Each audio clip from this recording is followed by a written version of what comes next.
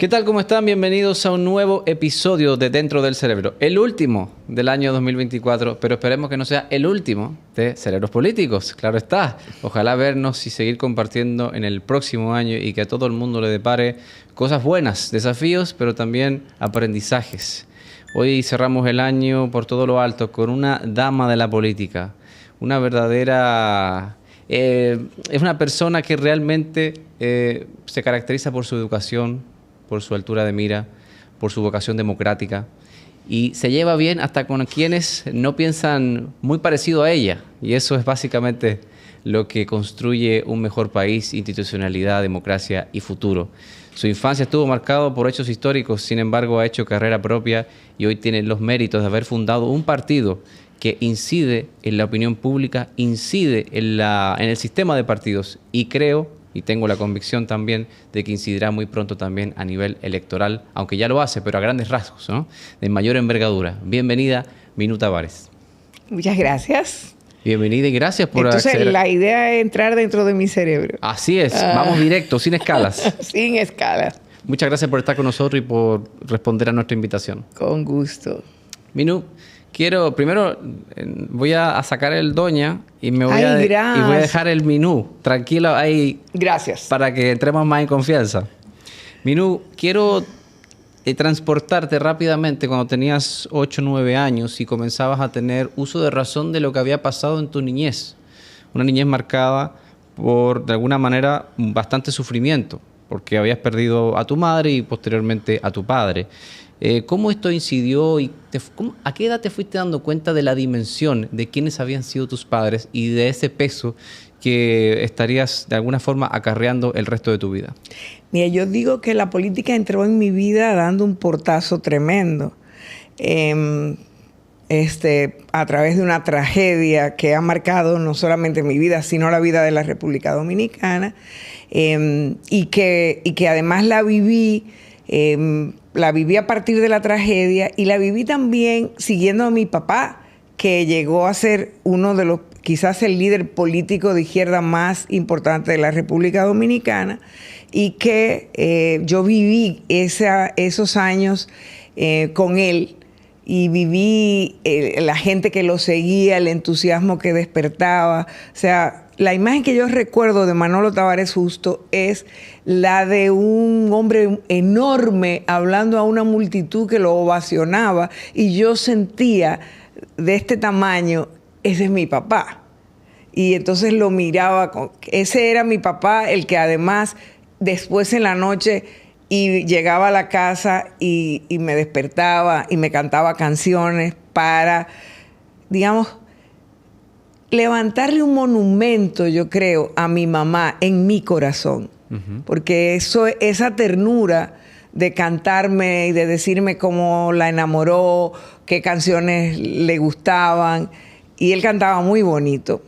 Entonces, esa ternura y esa admiración están juntas para mí. Y luego vino entonces la tragedia de su asesinato y de la manera terrible en la que yo me enteré, uh-huh, que me marcó todavía más. Eso te iba a preguntar. ¿Cómo fueron esos momentos cuando ya te enteras de que a tu padre lo han asesinado?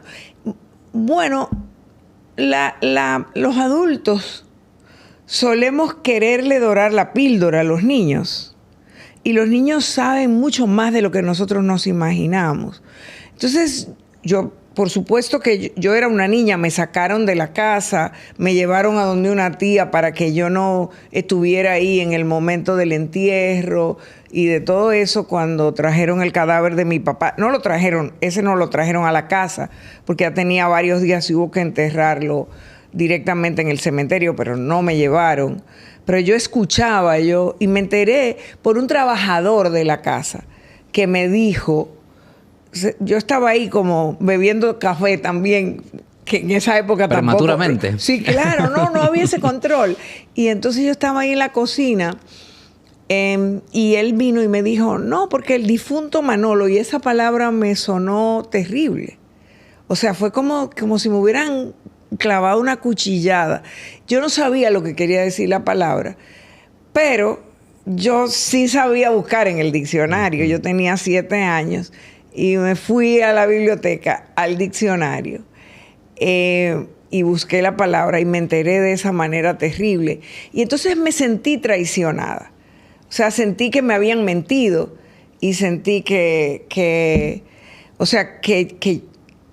lo viví solo, el dolor, la tragedia, lo lloré solo en ese momento a mi papá. Mis primos también lo sabían. Y entonces tú sientes que había algo como que están cuidando de decirte. Esa fue la... Y entonces después cuando se reunió la familia, a mis abuelas, las dos, mi abuela materna, paterna, mis tías, como para decirnos a mí y a mi hermano, y yo tenía mucha rabia de que me hubieran mentido y de saber que me había enterado como de esa manera tan terrible del asesinato de mi papá. Así que así fue. Y después de ahí, esos fueron años muy difíciles para la República Dominicana. Años de extensión de la dictadura. Esos años de Balaguer fueron años de mucha represión. Y entre lo que se reprimía en la República Dominicana estaba precisamente el aniversario del asesinato de mi mamá y de mis tías. O sea, toda esa década, hasta el año 70 y pico, se hacían las misas, iba siempre mucha gente, siempre íbamos a la misa e íbamos al cementerio. Y muchos años tiraban bombas lacrimógenas, terminábamos corriendo hasta el cementerio muchas ocasiones, o tratando de no correr y de aguantar.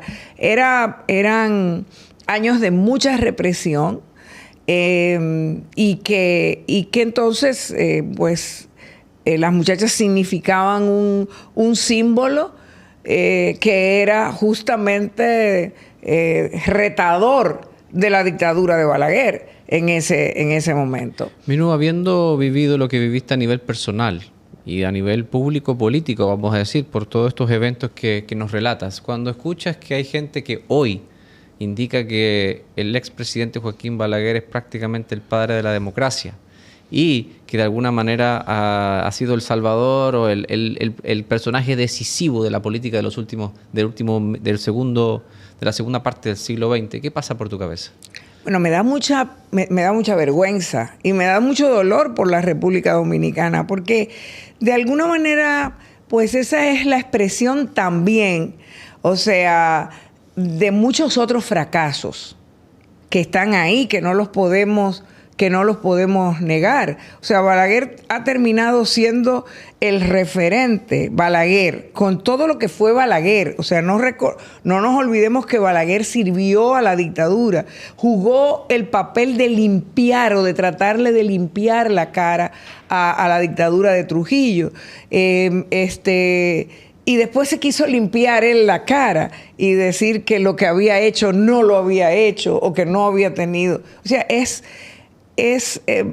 Balaguer es una figura patética, realmente. Y ver que esa figura tan patética es una figura que se ha convertido en un referente para los partidos que han gobernado con posterioridad a los 12 años y a los 10 años posteriores. Pues no te queda más remedio que sentir pena y una gran vergüenza también, porque además nos obliga a revisarnos, es decir, qué hemos hecho, qué no hemos hecho y por qué tenemos tanta patria pendiente en la República Dominicana. Es muy duro. De todas maneras, tú dices, ¿cuál es la figura? O sea, la figura del PLD, por ejemplo, y de lo que vino lo que salió del PLD, se supone que es Juan Bosch. Se supone que es Juan Bosch. Pero eso es falso. En el fondo, quien se acabó imponiendo en esos partidos fue Balaguer. Y quien es, de alguna manera, digamos, el modelo a seguir de los gobiernos del PRD y del PRD-PRM, también sigue siendo Balaguer. Entonces, y lo triste es que Trujillo terminó ajusticiado. Durante los años y la represión del gobierno balaguerista, aquí se asesinó tanta gente casi como tal vez no en términos cuantitativos, pero en términos cualitativos. Tanta gente como cuando la dictadura de Trujillo. Y entonces pero Trujillo terminó ajusticiado. Uh-huh. Pero ajusticiado de alguna manera, todavía por suerte quedan mucha gente que no se atreve a celebrarlo o a levantar sus nostalgias tiránicas. Pero Balaguer lo declaró el PRD con mayoría en el Congreso como padre de la democracia dominicana. Eso es una bofetada al pueblo dominicano. ¿Tenía un cálculo electoral quizás? O necesitaba quién sabe qué votos para aprobar un presupuesto o un préstamo 2 días después, porque eso es lo triste de esta historia que tenemos. O sea... Es así. Minu, te graduaste aquí, también estudiaste fuera del país, vicecanciller, me vas corrigiendo si me equivoco, ¿eh? Diputada desde el 2002 durante 3 periodos. Sí, así hasta es. el 2016. Sí, 14 años. 14 años. Esos debates lo hablábamos fuera de cámara, con algunos diputados bastante interesantes. ¿Qué pasa por tu cabeza cuando la gente de alguna forma desmerita tu carrera, tus logros? Y luego, vamos a hablar de eso, pero fundas un partido legítimamente reconocido, candidata presidencial, presidenta del partido. Con mucho trabajo. Con bastante trabajo. Para que lo reconocieran. Haciendo de tripas corazón. ¿Qué pasa por tu cabeza cuando la gente de alguna forma desmerita tu trabajo? Quizás por un cálculo político también. Por el sector que de alguna forma ellos adversan y que representas. Cuando dicen, esta mujer es lo que es o ha llegado hasta aquí por el apellido y no por los méritos propios, aún viendo todo el recorrido que has tenido. Bueno, esa es la realidad con la que yo he vivido. O sea, yo recuerdo que cuando éramos pequeños, Tonó, que fue nuestra madre que nos crió a todos los niños que quedamos, los hijos de las hermanas Mirabal, junto con mi abuela y junto con mamá, bebé, nos llevó un día a Manolo, mi hermano, y a mí, al pueblo, a Salcedo. Nosotros vivíamos en Conuco, ¿verdad? En lo que es hoy la Casa Museo. Y nos llevó ahí. Y había un policía en una esquina y Tonó iba con nosotros 2 caminando. Y había un policía en la esquina. No era un día de manifestación o de entierro o de aniversario. No, un día cualquiera. Y cuando pasamos por el lado de él, el policía con un arma y vestido de zafarrancho militar, dijo, o era policía o militar, no sé, era un hombre armado, un agente del Estado, ¿verdad? Y dijo, a ese hay que matarlo desde ahora, refiriéndose a mi hermano, porque con estos hay que acabar desde ahora. Entonces de ahí es que yo vengo. No se refirió a mí porque yo era mujer, o no sé qué pasaría por la cabeza de ese monstruo. Y tendríamos, qué sé yo, mi hermano debía tener 5 o 6 años y yo debía tener 8 o 9. Y eso a mí me marcó muchísimo. Pero después, eso lo que refleja es que nosotros vivimos en un país donde la dictadura sigue vivita y coleando. Donde las dictaduras son difíciles de terminar, muy difíciles de terminar. Se las arreglan para sobrevivir, después incluso de que los dictadores caen asesinados o ajusticiados, como a veces nos gusta decir. Y a veces a mí me entran dudas de decirlo también, porque ajusticiar quiere decir hacer justicia. Uh-huh. Y aquí no se ha hecho justicia. O sea, no se ha hecho justicia, aquí vivimos en el reino de la impunidad. Entonces esas son expresiones de eso, de las que definitivamente, o sea, no sé si no me pasan por encima, porque no puedo decirte que me resbalan, no es verdad. Nada de eso me resbala. No me puede resbalar y espero que nunca me llegue a resbalar. Espero siempre tener la capacidad de indignarme. Espero siempre tener la capacidad de resistir. Y a eso aspiro conscientemente. Es mi responsabilidad. Es lo que les debo, no solo a mis padres, a mis tías, se lo debo al pueblo dominicano, que tiene muchos otros héroes y heroínas que son desconocidos y que se la jugaron toda a que nosotros, las generaciones posteriores, viviéramos mejor. Entonces, no me es indiferente. Pero yo no te voy a negar tampoco que he aprendido a convivir con eso. Y ahora se siente mucho más porque las redes virtuales, que no son redes sociales, son redes virtuales, tienen la capacidad de sacar lo peor que la gente, lo peor del cerebro al que tú en este programa quieres entrar. Así que sería interesante ver cómo es entrevistar a algunos de los que difunden acodados en el anonimato el odio a través de esas redes virtuales. Entonces el insulto, el odio,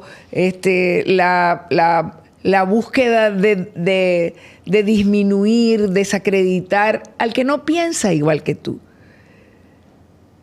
Y yo en ese momento siento que todos esos y todas esas dieron sus vidas precisamente para que nosotros tuviéramos la oportunidad de vivir en un país a donde a nadie se le persiguiera por la forma en que piensa, por las ideas que tiene y por el derecho de expresarlas.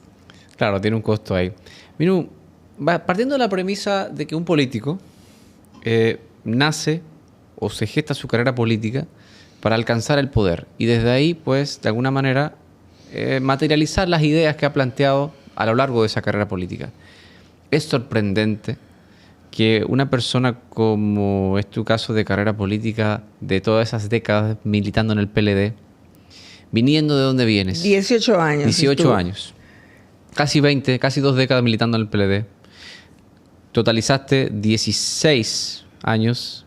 14 en el años Congreso. En la Cámara de Diputados. Y en el mejor momento, más o menos que, vamos a decir que en el momento en que se comenzaba a impulsar la presidencia de Danilo Medina, tú dices adiós. Dices adiós al PLD y a ser parte del poder. Una cosa sorprendente, porque en ese momento Danilo Medina tenía una popularidad abrumadora y todas las luces comenzaban a abrirse a su paso, donde de alguna manera comenzaban a oírse esas voces de una reelección y por ende el PLD gobernaría hasta que sabrá Dios hasta cuándo. En ese momento pensábamos nosotros, en nuestra ignorancia, pero todo se hacía prever que era imposible sacar al PLD del poder. Y entonces tú tomas la decisión de renunciar a la militancia del PLD. ¿Por qué? En el 2014. Mira, llega un momento, hay un poema de Benedetti que dice que a veces uno tiene que mirarse en el espejo y cantarse las verdades y no contarse las mentiras. O sea, era evidente la tensión que se estaba dando con respecto a las decisiones que se estaban tomando. Entonces yo tenía tiempo cuestionando decisiones, cuestionando mandatos que se enviaban a un Congreso a donde había una mayoría que pasaba todo y que si faltaba algún voto no había ningún prurito en comprarlo. Y ejemplos de eso vivimos. Y entonces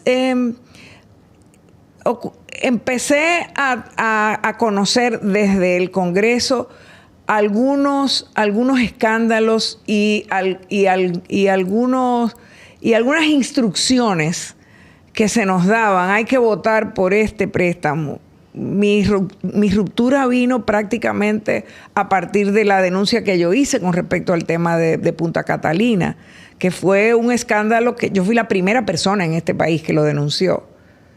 Que lo que había pasado y la forma en que se intentó imponer desde el Congreso. Y antes habían ocurrido temas como los de la Sunland o los propios, el tema de Odebrecht, todo eso.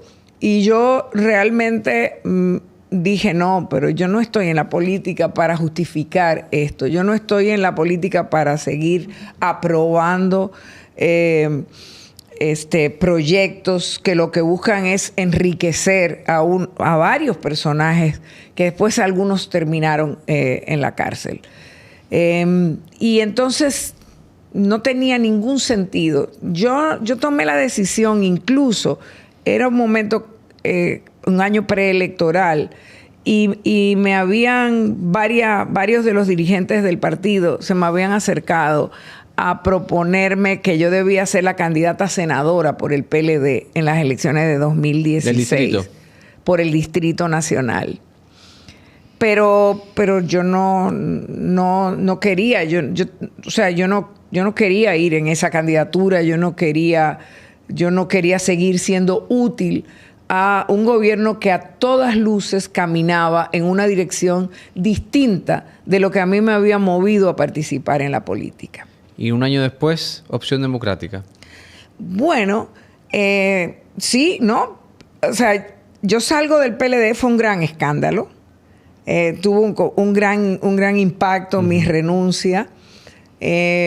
Por lo menos afuera del PLD, porque en el PLD nadie me contestó. Y yo le mandé una carta al presidente de la República, al secretario general del partido. A mí nadie nunca me contestó, de modo que no hacía, era tan grande el sentimiento, el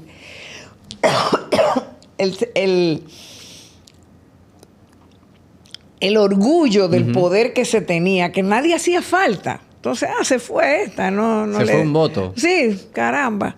Se fue, ni siquiera disminuía las posibilidades. Lo compraremos por otro lado, claro, el voto. Entonces, esos votos en el Congreso de la República. Entonces, nada, yo tomé la decisión y sentí un gran alivio. Un peso, la verdad. Se quitó un peso. Sí, como que me quité un peso de encima, porque fueron años de mucha tensión. De mucha tensión con respecto a diferentes proyectos que se impulsaron y que yo cuestioné, y un enfrentamiento también muy grande en la propia Cámara de Diputados con quien era presidente de la Cámara en ese momento. Esos 6 años fueron intensos. Y aunque yo no estaba, aunque yo era en los primeros 4 años, recuerda que ese periodo fue de 6 años, y en esos primeros 4 años yo era del PLD, nunca fue fácil. O sea, siempre fue, o sea, yo siempre dije lo que yo entendía, lo defendía adentro del bloque y lo defendía en la Cámara de Diputados.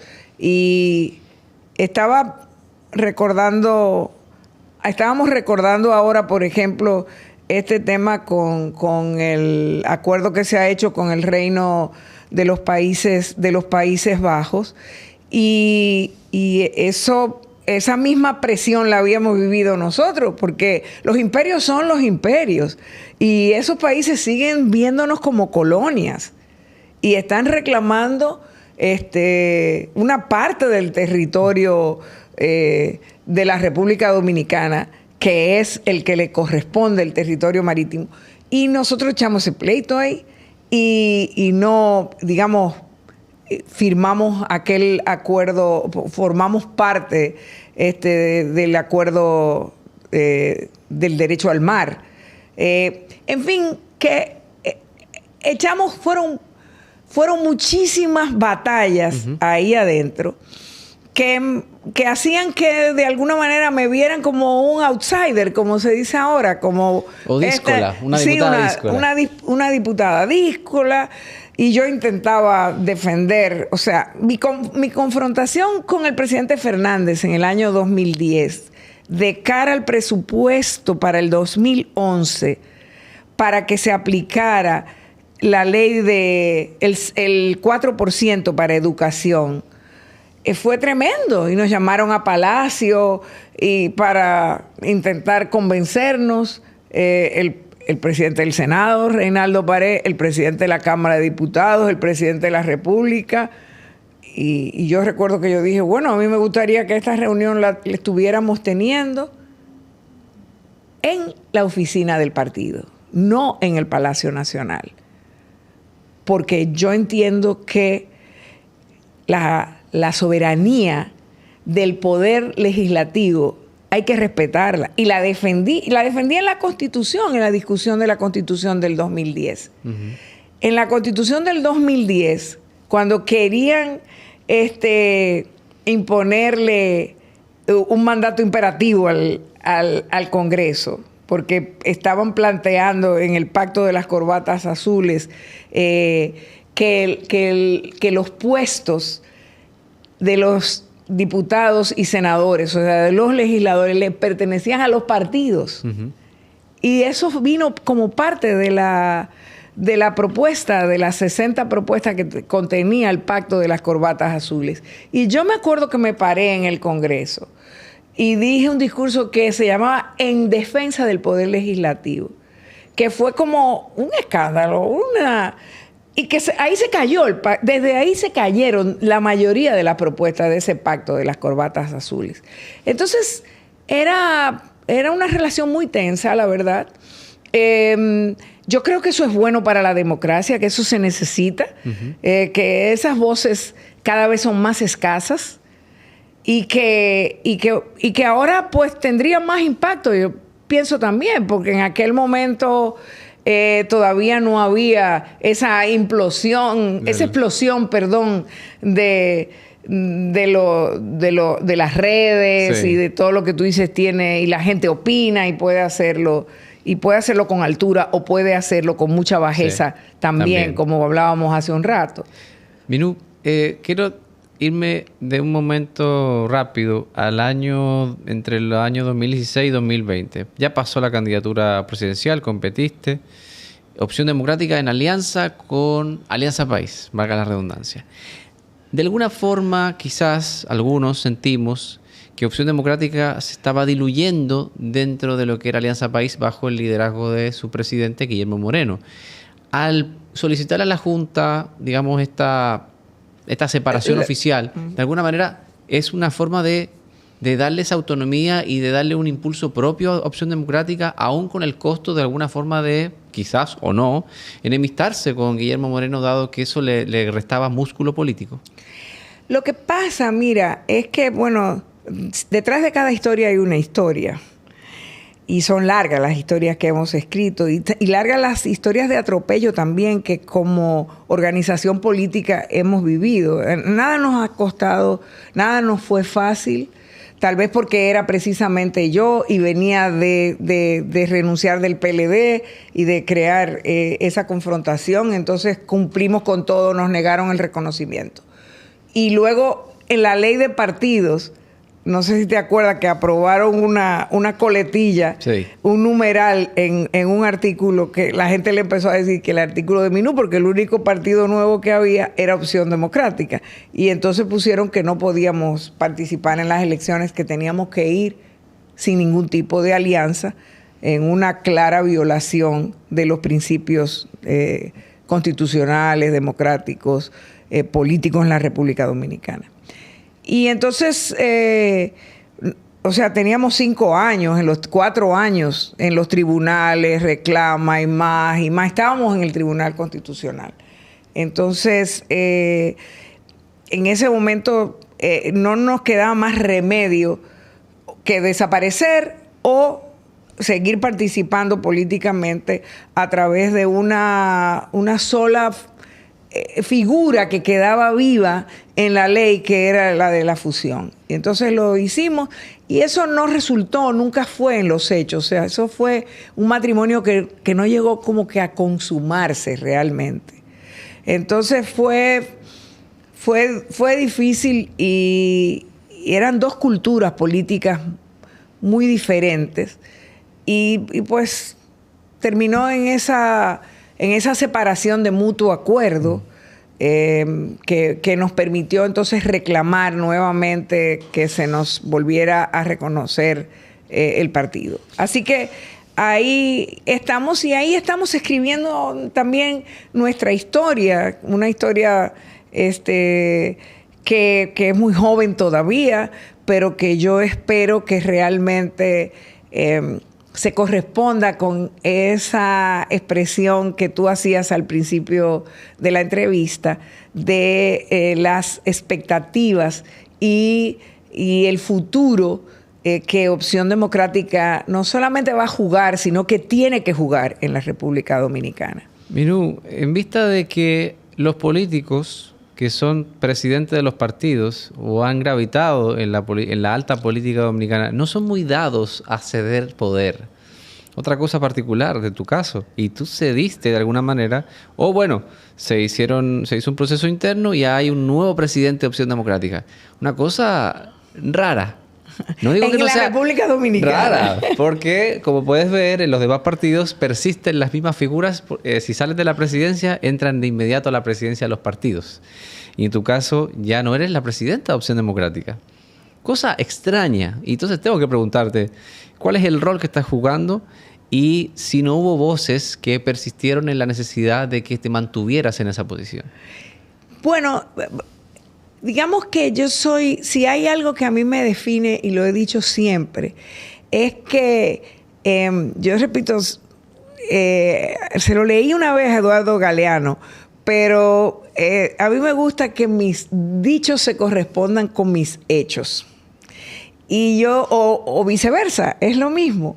Y decía Galeano que a él le gustaba que si se veían en la calle se reconocieran. Los hechos y los dichos. Entonces, yo creo que eso me define. Yo soy eso. Yo soy una persona, o sea, yo entendía que en este país hacía falta un partido con esas características. Hacía falta un partido que representara luchas tradicionales del pueblo dominicano por la justicia social, por un país a donde se respeten los derechos de todos y de todas, por un país a donde seamos capaces de construir un futuro más justo también, con justicia. Y que además, para eso, la política es la lucha por el poder. Y eso se logra solo a través de los partidos políticos. Entonces nosotros tenemos que tener partidos políticos que expresen la política de otra manera que la tradicional. Y yo creo que eso hemos intentado y eso intenté hacer desde Opción Democrática. Aparte de eso, imagínate tú, en un país donde Balaguer casi llegamos a pensar que era eterno, a temer que fuera eterno. Y entonces nadie, o sea, aquí los partidos no importa si son de izquierda o se llaman de izquierda o tienen presidentes que tienen 30 años ahí y que no aceptan ningún cambio. Y los partidos, digamos, tradicionalmente, o los viejos partidos también. Entonces, yo creo que hace bien, refresca, nos da esperanza que seamos capaces de entender que se puede ejercer un liderazgo sin necesariamente ocupar el primer mando. Entonces, yo propicié desde el principio que se aprobaran unos estatutos a donde no había reelección. Y yo lo aprobamos, yo voté por esos estatutos, entonces no me pega venir después a decir, no, vamos a echarlo para atrás. Ese peligro nunca existió, pero no lo haría jamás yo. Y además de eso, es bueno que se fogueen esa enorme cantidad de jóvenes que han venido trabajando conmigo para la construcción de Opción Democrática, para la conformación y para llegar al poder también. Claro. Es decir, pero eso no quiere decir que yo no esté trabajando. Yo estoy trabajando igualito. O sea, más. O más, probablemente. Y además con muchísimo entusiasmo también. Porque esa Opción Democrática es en este momento, es mi vida también. Es mi vida política, es mi esperanza. Es la posibilidad única que yo veo de que la República Dominicana tenga otro futuro y que nosotros podamos decir que ese otro futuro fue el resultado de nuestros esfuerzos, de nuestro trabajo, de nuestros sueños, de hacer realidad esos sueños. Entonces, ahí estoy y ahí seguiré estando mientras me den las fuerzas. Así es. Porque uno es lo que es. Y yo no soy precisamente alguien que se da por vencida fácilmente. Mirando hacia atrás, queda mucho por delante, estoy seguro. O sea, fuerzas habrá para muchos años más. Pero mirando hacia atrás, luego de haberlo vivido a nivel personal, a nivel político también, ¿qué tiene Minú de su madre y qué tiene Minú de su padre que hoy la tienen aquí levantando un partido que nació de la nada y hoy se llama Opción Democrática? Yo quisiera saber mucho más que tengo de ellos. Escribiendo el libro de las cartas, que se llama Mañana te escribiré otra vez, que lo publiqué en el 2013, cuando tuve la oportunidad de conocer un poco más de cerca a mi mamá, sobre todo, a través de su propia voz, de las cartas enamoradas que le escribía a mi papá o de las cartas de la cárcel que se intercambiaron entre ellos. Bueno, a veces descubría rasgos, como la letra, por ejemplo, que me sorprendió muchísimo cuando vi las cartas. Me sorprendió muchísimo ver cuánto se parecía mi escritura a la de mi mamá. ¿La caligrafía? La caligrafía, sí. O sea, yo no tenía eso es algo que me salía natural. Mi amor por el conocimiento, por la lectura, por profundizar, mi amor por la República Dominicana, evidentemente se la debo a ellos dos. O sea, ni siquiera me atrevo a compararme. Eran otros tiempos, pero ellos amaron tanto esa República Dominicana que no dudaron un minuto en dar sus vidas por esa República Dominicana. Y porque nosotros viviéramos en condiciones distintas de las que les tocó a ellos. Escribiendo ese libro, por ejemplo, yo podía entender cómo se sentía mi madre perseguida desde el 1949 hasta el 1960. No paró nunca paró la persecución asquerosa, mendaz, a través del desprestigio en el foro público. O sea, hay un foro público donde dicen dicen que tiene una hija que tal vez era de mi papá y que no estaban casados, refiriéndose a Minerva Mirabal y a Manolo Tavares Justo en Montecristi. O sea, esa persecución en lo personal, en todos los sentidos, en impedirle que pudiera graduarse como le correspondía, que pudiera ejercer la profesión que había estudiado con tanto esfuerzo y con tanta brillantez. Y todo eso ocurrió. Y entonces yo leía los periódicos y yo decía, wow, entendía cómo ellos querían otro mundo para sus hijos y para todos los dominicanos después. Nosotros a veces no nos damos cuenta de dónde venimos y de lo que hay que cuidar, lo que tenemos. Y por eso es tan importante combatir esos rezagos autoritarios que se siguen viendo en la República Dominicana, que se siguen expresando cada día todavía en el Estado Dominicano, que es un Estado muy autoritario, que sigue siendo un Estado muy, muy autoritario y que se permite desfachateces como las que hemos estado viendo en estos días. Sin embargo, Minú, cuente con este espacio para defender lo que hemos logrado, porque para poder saber a dónde vamos, tenemos que saber muy bien de dónde venimos y contamos con usted y su memoria para nunca olvidar de dónde vienen. El resultado de lo que hoy tenemos, sea poco, sea mucho, pero tenemos algo y hay que cuidarlo. Bueno, y la verdad es que estamos viviendo momentos, yo creo que difíciles, en los que tendremos que repensar qué es lo que es la democracia, qué es la representación democrática tal y como se ha expresado hasta ahora, qué está fallando, por qué la gente vota gobiernos y vota por candidatos y candidatas mayoritariamente en las urnas y 3 o 4 meses después está tirada en la calle exigiendo que se vayan. Un fenómeno más que interesante. Exacto. Digno de estudio para los futuros procesos. Y además, y sobre todo, porque de alguna manera nos hemos acostumbrado a pensar que la democracia son los procesos electorales. Y la democracia es mucho más que eso. Mucho más. Es mucho más que eso. Yo decía en México, donde me invitaron para la conmemoración, la clausura de la campaña de los 16 días contra la violencia hacia las mujeres, que se lleva a cabo en todo el mundo en honor a las hermanas Mirabal, empezando el 25 de noviembre.